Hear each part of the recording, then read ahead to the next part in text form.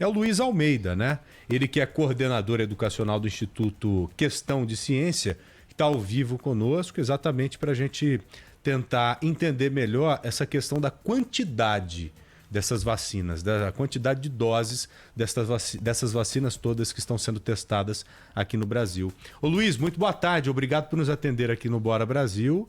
E aí, Luiz, já temos doses suficientes previstas aí ou não? Isso aí seria quase nada, hein?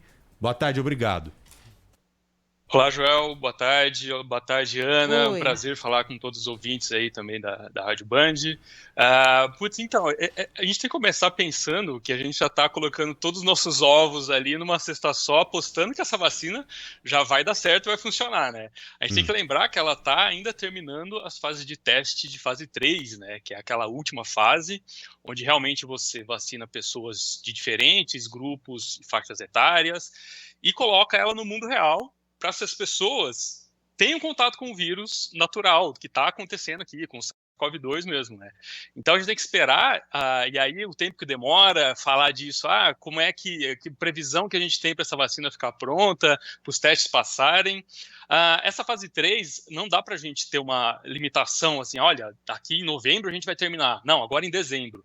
Porque tem que acontecer esses eventos que a gente chama das pessoas se infectarem, das pessoas que estão participando desse grupo, tanto de controle, que tomam uma vacina, que é um placebo, né, que não é a vacina de verdade, quanto aquelas que tomaram a vacina, elas precisam ser infectadas. Então, depois de apenas um número lá, eu acho que dessa da Coronavac, são pelo menos 61 pessoas que têm que estar infectadas, que estão participando do estudo, têm que ser infectadas antes de a gente começar a ver o que deu de resultado, né?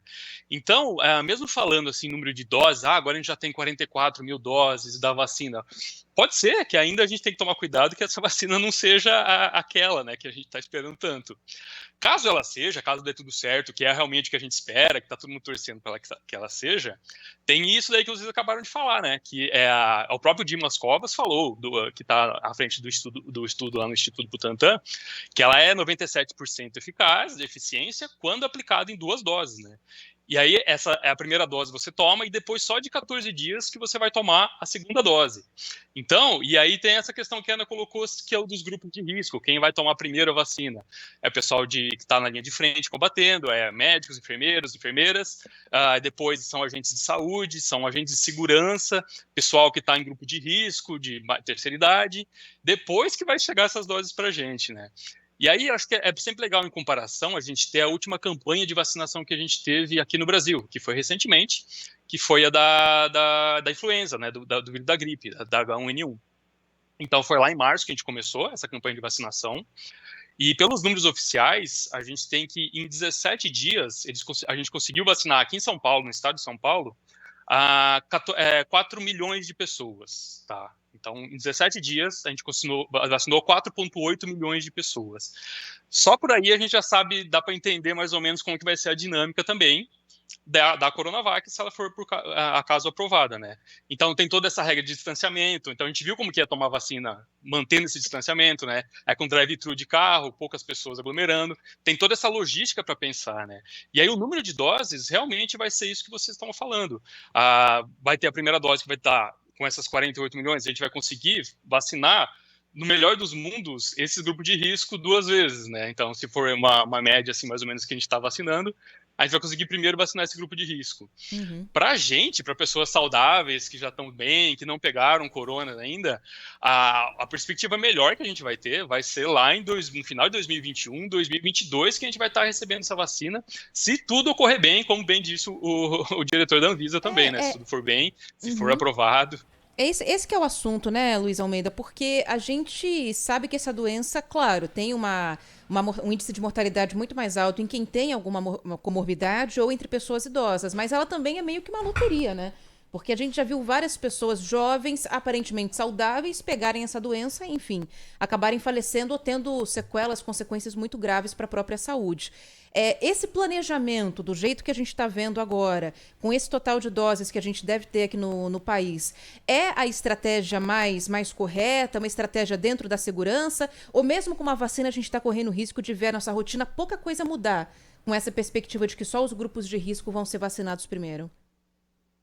Pois é, então, a gente se baseia muito na campanha de vacinação com o que a gente já tem antes, né? Com o que a gente já conhece antes, como é o caso da gripe, caso de sarampo, o caso de doenças que a gente está mais acostumado a conviver com elas, né? Então, por isso que o SARS-CoV-2, a Covid-19, tem um perfil semelhante, afeta mais realmente o grupo de risco, mas não deixa de afetar outras pessoas. O porquê a gente realmente ainda está aprendendo, porque a pandemia começou esse ano ainda, né? Então, para a ciência, tudo isso está indo muito rápido, tem muita gente trabalhando, mas realmente a gente só vai conseguir resultados sólidos daqui a um tempo. Falar, não, é por conta disso que as pessoas estão ficando mais doentes ou menos doentes, quais são os grupos preferenciais. Então, toda essa estratégia que está sendo armada agora é em retrospectiva com doenças que a gente já conhece e do pouco que a gente já conhece do SARS-CoV-2, tá? Então, é por isso que a gente vai sempre nesses grupos preferenciais, que são realmente ainda que são mais afetados, tanto diretamente quanto indiretamente. Você pode pegar o SARS-CoV-2 e depois também uma pneumonia.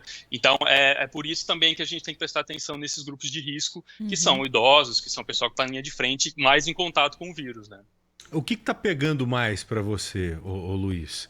É a quantidade de doses ou a dúvida na eficácia da vacina?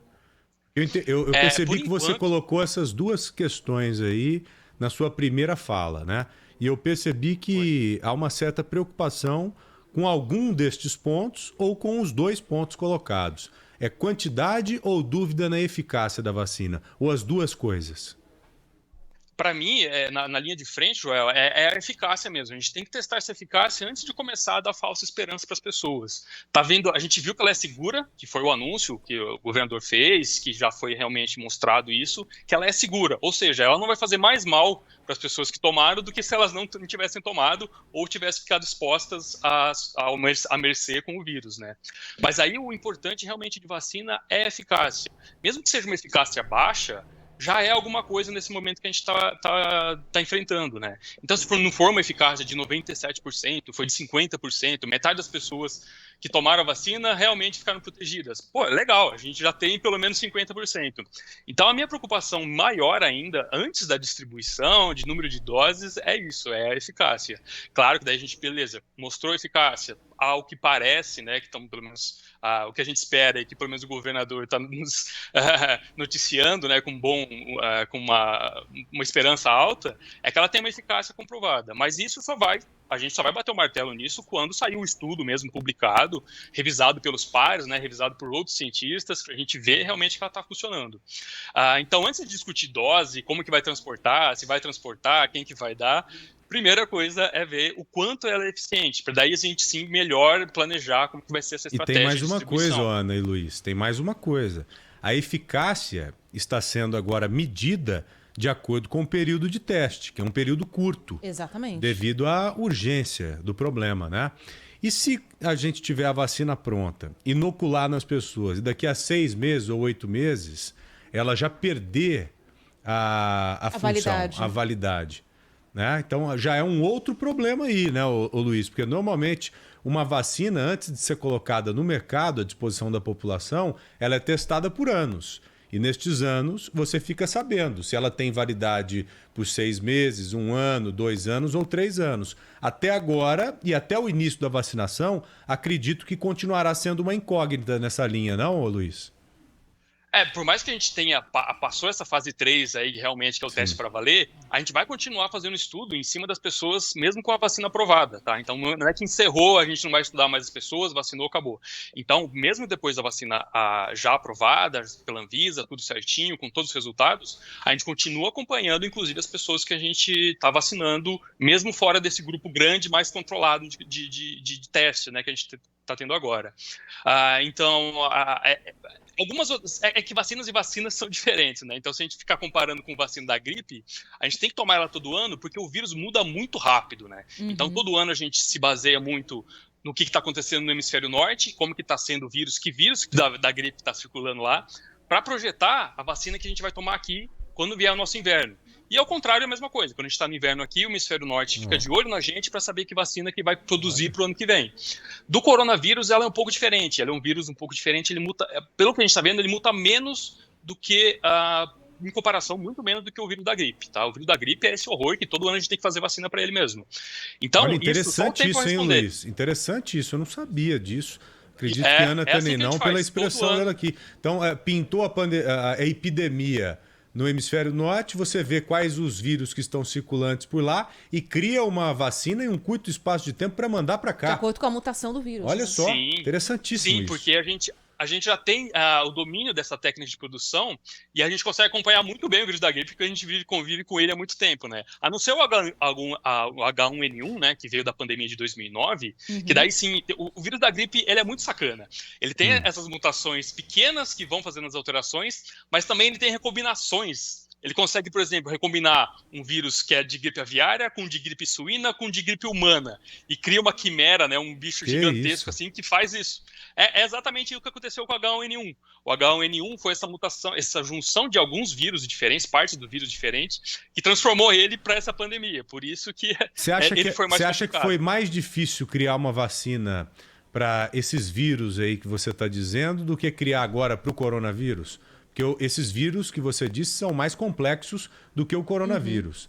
Foi mais difícil criar vacina para esses outros vírus do que agora para o corona? Olha, pra gente ter ideia, a gente não tem vacina da dengue ainda, tá? Então, e a dengue é uma coisa que a gente convive mais de 100 anos aqui convivendo com dengue, né? Porque de novo, são vírus diferentes, são características do vírus diferente. O do corona é a primeira vez que a gente tem um esforço tão grande da comunidade científica, né, por trás de várias farmacêuticas, junto com universidades fazendo isso, e também tem isso de ter esse esforço, né, coletivo. E ele não ser um vírus tão modificado, e a gente já teve alguns indícios dele antes, né? Então a gente já teve a pandemia de SARS, do SARS-1, né, que agora vai ser chamado, e do MERS, que faz pouco tempo que aconteceu. Então, por exemplo, o pessoal de Oxford, eles já estavam fazendo vacina para esses dois outros vírus. Então, eles só modificaram um pouco o protocolo deles e por isso que saíram na frente também.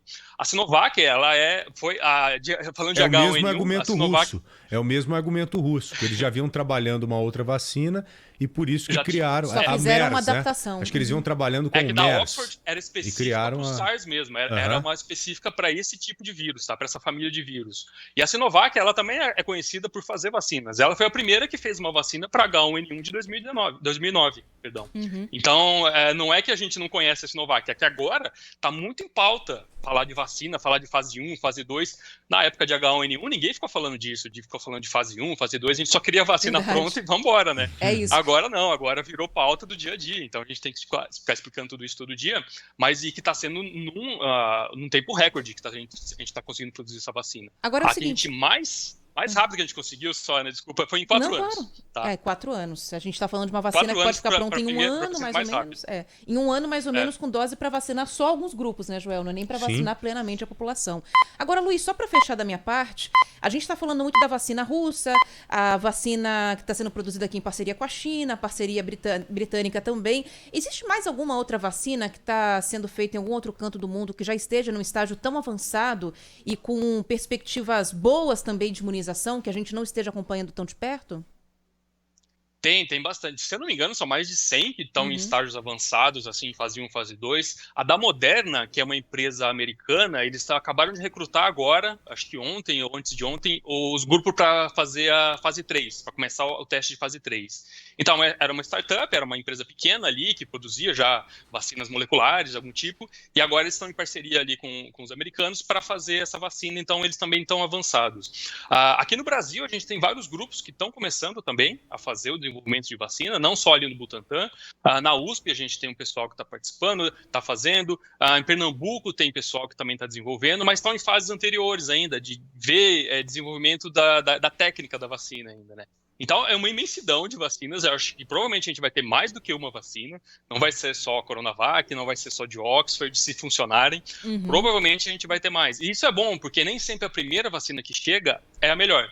Ela dá aquela ajuda primeira, mas depois as que vieram antes já tem uma técnica melhor, já tem resultados das outras que conseguem colocar dentro do seu próprio estudo, né? Eles fizeram daquele jeito, vamos tentar desse outro jeito para ver se melhora. Então, essa expertise toda que a ciência compartilha, e agora é o momento de compartilhar mais ideal possível nessa área de informação, ajuda muito os outros grupos a desenvolverem outras técnicas para a produção de vacina. As primeiras chegam para acudir o problema e as outras vão chegando para dar conta da demanda, né?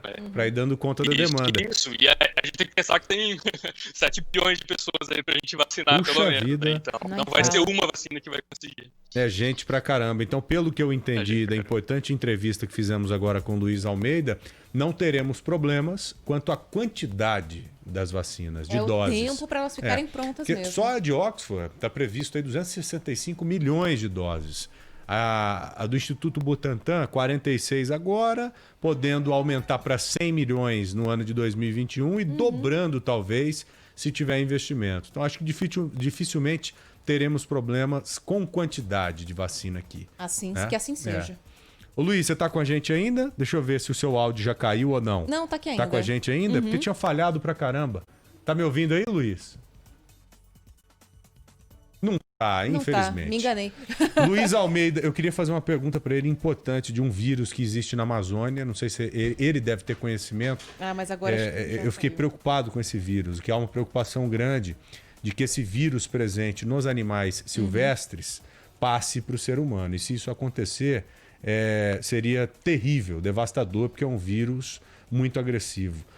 Mas eu queria agradecer ao Luiz Almeida, ele que é coordenador educacional do Instituto Questão de Ciência, nos atendeu aqui nessa tarde, aqui no Bora Brasil. Um abraço, viu, Luiz? Até Obrigada, a próxima. até mais. Tchau, querido. 2 horas mais 3 minutos. Aninha, vamos pro intervalo? Vamos. Por favor, não saia daí. Esse é o Bora Brasil aqui na